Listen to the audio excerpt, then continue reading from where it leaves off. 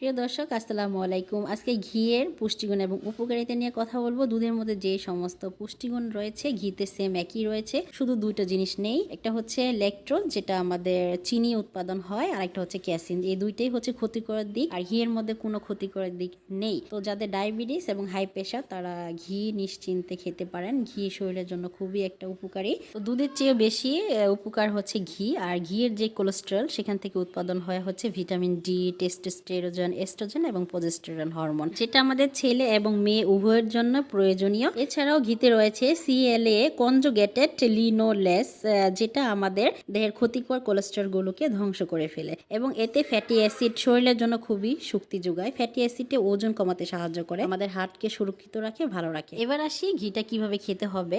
প্রতিদিন 4 চামচের 1 চামচ গরম ভাতের সাথে খেলেই এনাফ। অতিরিক্ত বেশি খাওয়া যাবে না, কারণ এটার যেমন ইন্ডিকেশন রয়েছে তেমনি কন্ট্রা ইন্ডিকেশনও রয়েছে। তো সবাই ঘিটা খাওয়ার চেষ্টা করবেন। ঘি মানুষের শরীর এবং স্বাস্থ্য ভালো রাখে এবং রোগ প্রতিরোধের ক্ষমতাকে বৃদ্ধি করে।